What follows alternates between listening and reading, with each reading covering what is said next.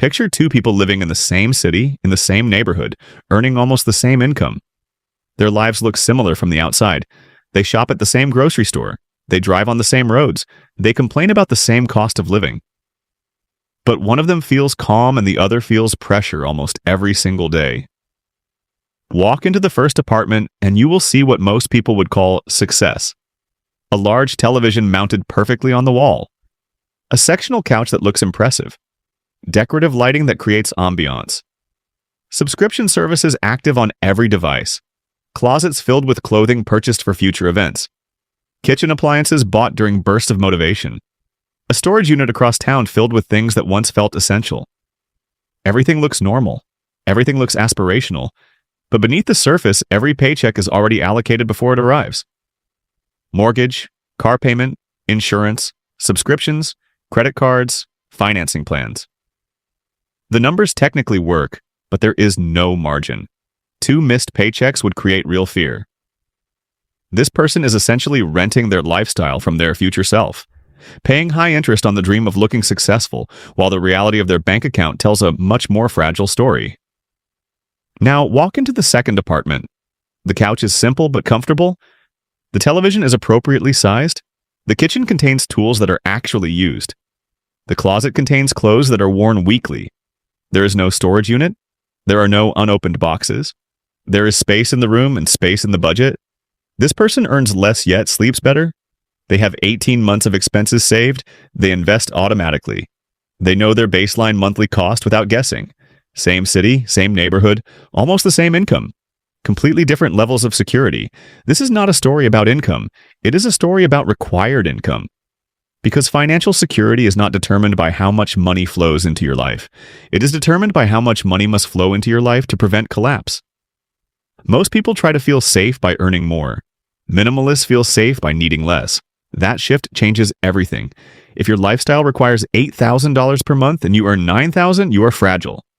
If your lifestyle requires $4,000 per month and you earn $6,000, you are strong. The difference between fragility and strength is margin. Margin is the gap between what comes in and what must go out. And margin is the foundation of calm. When margin is thin, even high earners feel tension. When margin is wide, modest earners feel steady. Most financial advice focuses on increasing income. Very little advice focuses on reducing required income. Yet reducing required income is often faster, more controllable, and more stabilizing than chasing raises. The first minimalist money rule is lower the cost of existing. Not through deprivation, not through sacrifice, through clarity. Most people have never calculated the true baseline cost of their life. They know their income, they know their mortgage, but they do not know the minimum monthly number required to operate comfortably without stress.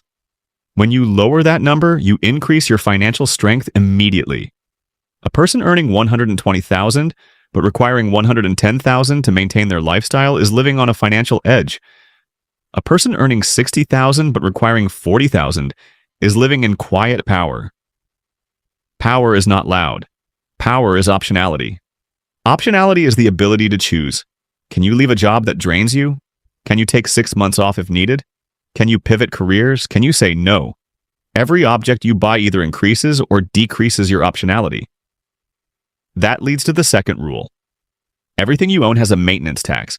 The purchase price is only the beginning. Ownership carries storage costs, upkeep, cleaning, insurance, depreciation, and attention. A larger home does not just cost more to buy.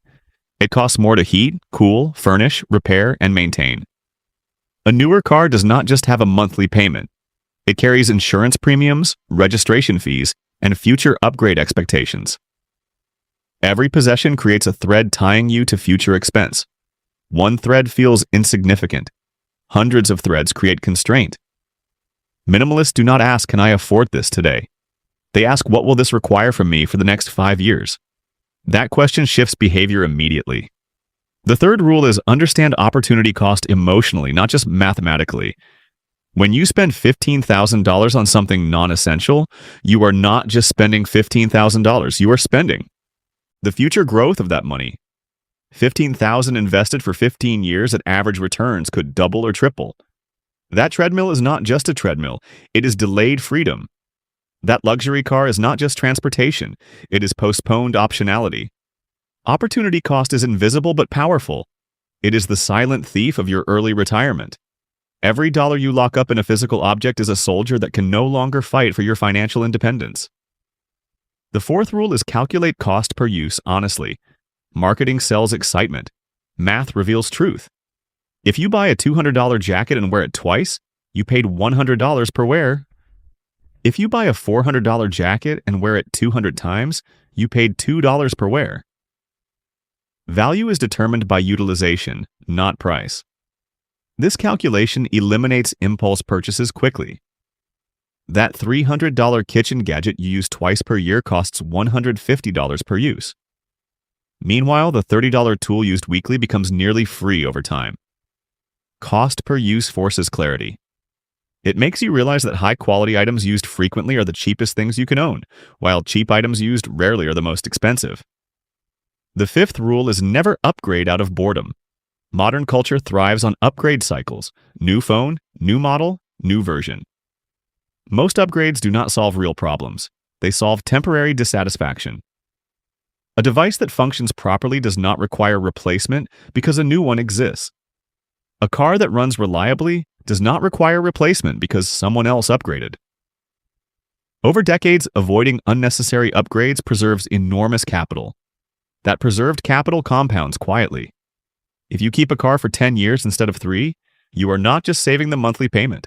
You are saving the insurance hikes and the mental energy of the transaction. The sixth rule is create friction for spending and ease for saving. Human behavior follows the path of least resistance. If spending requires one click and saving requires effort, you will spend. If saving is automated and spending requires delay, you will save.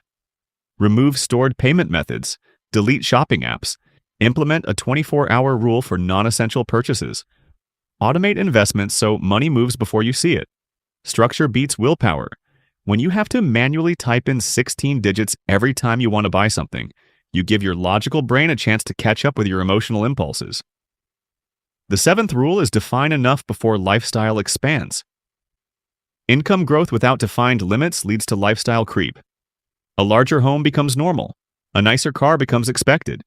Dining out becomes routine. Without defining enough, there is no finish line.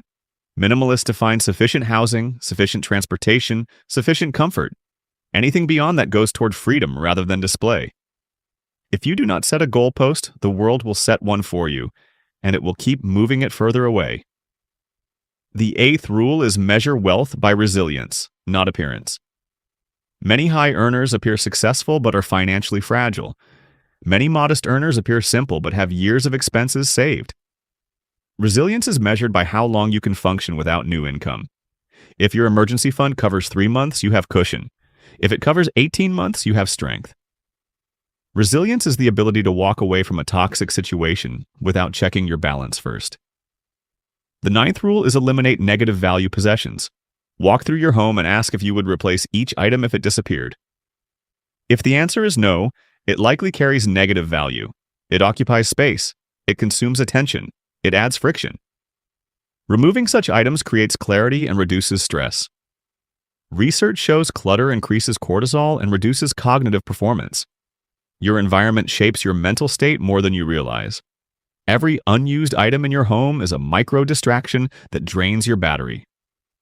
The 10th rule is align purchases with long-term identity rather than short-term emotion.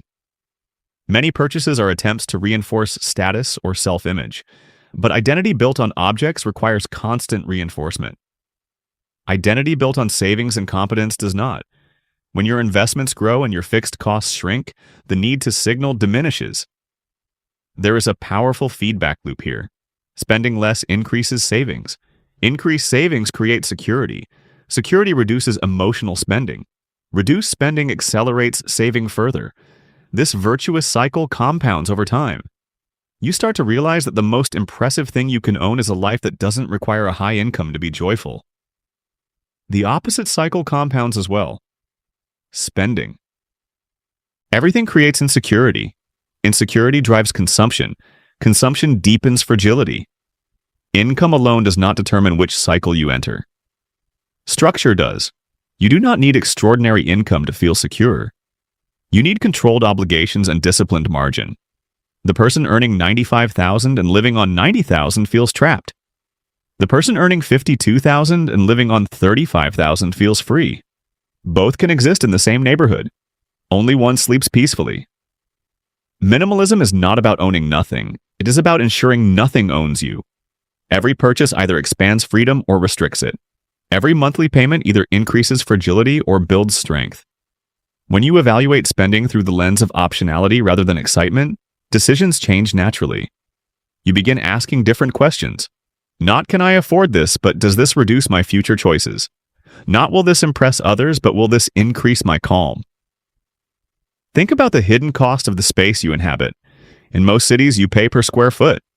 If you have a spare room filled with boxes you haven't opened in 3 years, you are essentially paying a monthly storage tax to a landlord or a bank for the privilege of housing trash. That is money that could be buying your freedom. Minimalists realize that every square foot of their home should be active and useful. If it isn't, it's a liability disguised as an asset. True wealth is the ability to live comfortably in a way that allows you to take risks.